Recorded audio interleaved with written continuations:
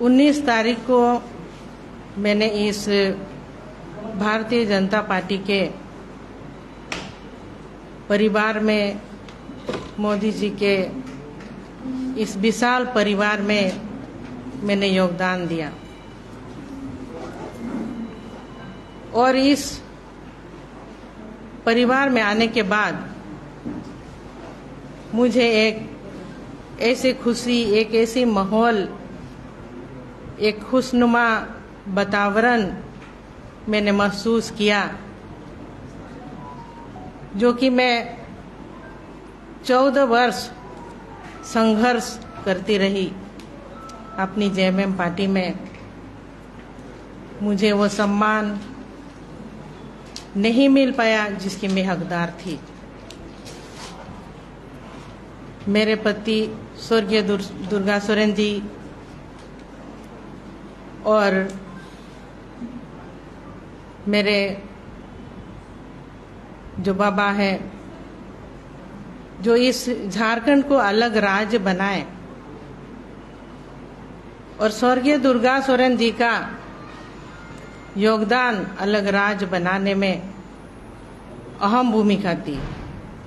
पूरे झारखंड की संगठन, पूरे झारखंड का विकास, यहाँ के आदिवासी, मूलवासी, वंचित, शोषित, अल्पसंख्यकों का विकास कैसे हो, उसके लिए ये झारखंड अलग राज्य बनाया गया।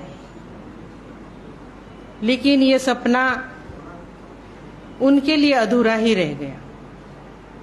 उनकी सपना को पूरा करने के उद्देश्य से मैं इस पार्टी में, मैंने जेएमएम के पार्टी में मैंने कदम रखा था, जो अपनी घर की पार्टी और अपना परिवार का पार्टी, अपना सभी संगठन को मैंने अपने परिवार जैसे माना और देख के चला।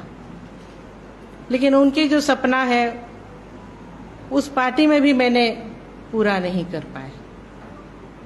उनके निधन के बाद मुझे जो पीड़ा और मुझे जो मेरे बच्चों को, मैंने छोटे छोटे बच्चे थे, किस तरह से पाले हैं वो मैं खुद ही जानती हूँ। और वैसे स्थिति में पार्टी में काम किए, लेकिन हमको और मेरे बच्चों को कई ऐसे पीड़ाओं का सामना करना पड़ा। घर से अलग थलग, सम्मान नहीं मिला। ऐसे में मुझे काम करने के लिए काफ़ी दिक्कतों का सामना करना पड़ा। शुरुआत में बाबा, जो कि जब उनकी तबीयत ठीक थी तो हमको और मेरे बच्चों को देखा करते थे, लेकिन अब उनकी जो शारीरिक स्थिति उतनी ठीक नहीं है, जिसके कारण काफ़ी तकलीफ़ों का सामना करना पड़ा। और हमको ये एक बहुत बड़ा निर्णय आज का डेट में लेना पड़ा। ये मेरा जो निर्णय है, ये व्यक्तिगत निर्णय है, जो मुझे उस जगह पर बहुत पीड़ा और सम्मान नहीं मिलने की वजह से इतना बड़ा जो निर्णय मैंने लिया, ये अपनी खुद की निर्णय है। ये किसी तरह से ये नहीं समझा जाए कि राजनीतिक कोई षड्यंत्र है, ये मैं आप सबको बताना चाह रही हूँ। और जो मैं ये कहना चाहूँ कि मोदी जी का ये इतना बड़ा विशाल परिवार में मेरा आना,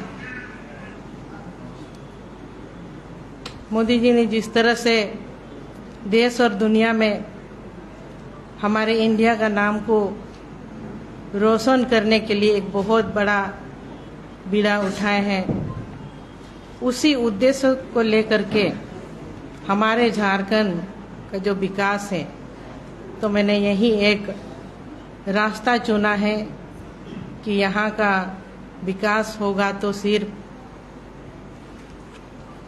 मोदी जी के विचारधारा से ही विकास होगा।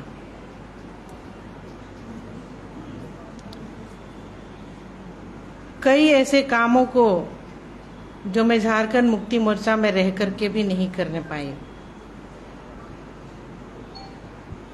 उन कामों को मैं आप सबके सामने में बताना चाहूँगी।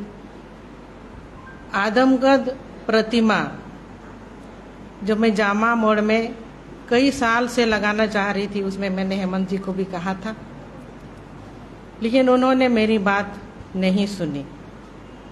इतनी सालों तक सिर्फ मैं संघर्ष ही करती रही। ये बहुत बड़ी पीड़ा है मेरे लिए, क्योंकि मेरे पति जो झारखंड को संवारने का काम किए, उनका इस राज्य में पार्टी के द्वारा कोई सम्मान नहीं किया गया। और मैंने कई बार उनके सामने अपने बातों को रखी कि उनकी मौत कैसे हुई, उसकी जांच होनी चाहिए, पर इसको भी उन लोगों ने ध्यान नहीं दिया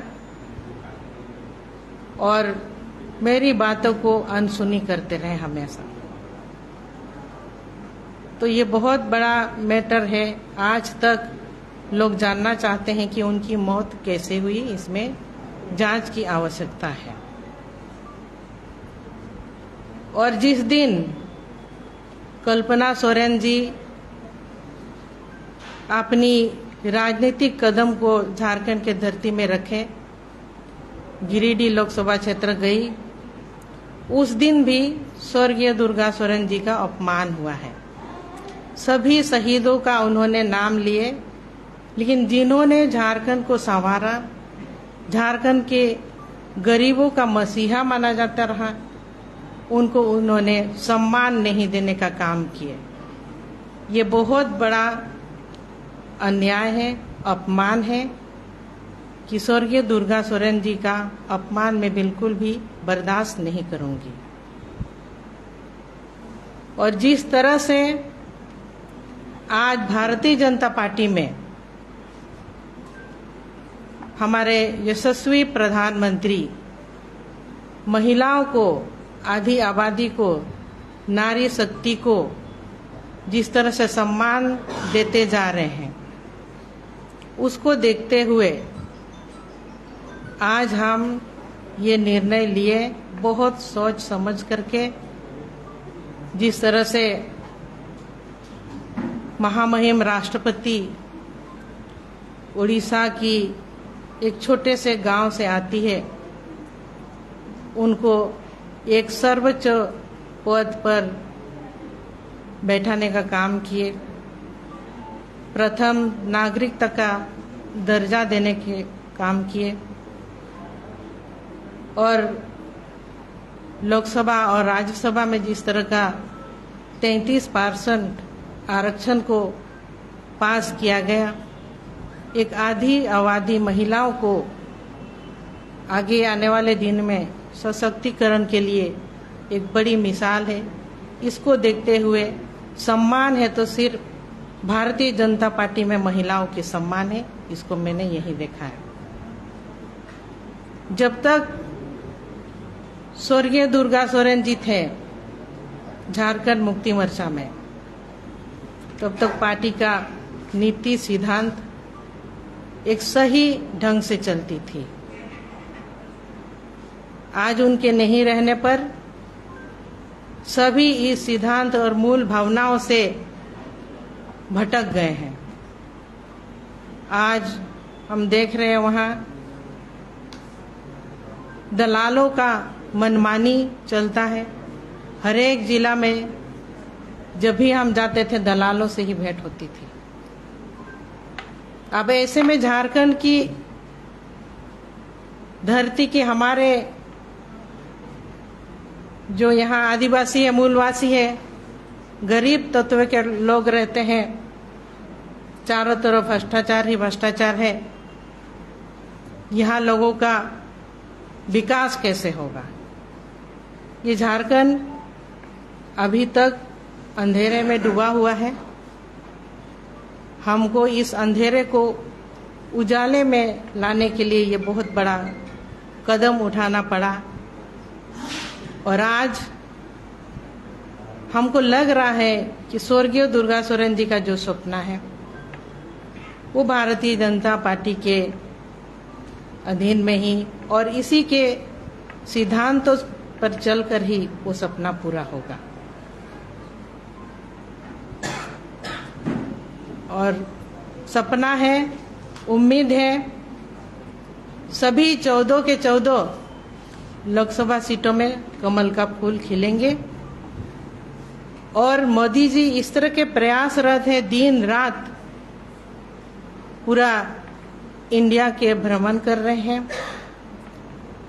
तो जरूर आने वाले दिनों में जल्द से जल्द हमारे जो 400 पार का गणित है वो बैठेगा। अब मैदान में जो भी हो, मुकाबला हमसे होगा तो जीत कमल की ही होगी, कमल फूल की ही जीत होगी। हम कह चुके हैं जेएमएम का कहीं कोई अस्तित्व ही नहीं रह गई है, क्योंकि सभी भ्रष्टाचार में लिप्त हो गए हैं। वो सब दिखावा है, क्योंकि हम कह चुके हैं कि आप पार्टी का जो सिद्धांत है, नीति, सब कुछ बदल चुका है। अब सभी भ्रष्टाचार में लिप्त हो गए हैं, सभी दलाल किस्म के लोग उसमें कब्जा करके बैठे हैं। तो यहाँ किसी का चलने वाला नहीं, सिर्फ कमल ही कमल फूल खिलेंगे। देखिए, 14 साल एक काफी लंबा समय है और मेरा नाम सीता है।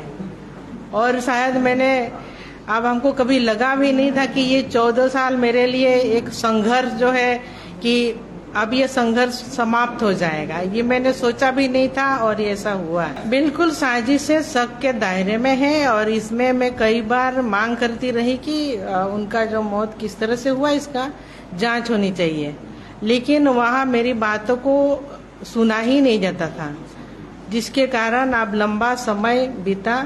अब हम चाहेंगे कि न्याय हो मेरे साथ।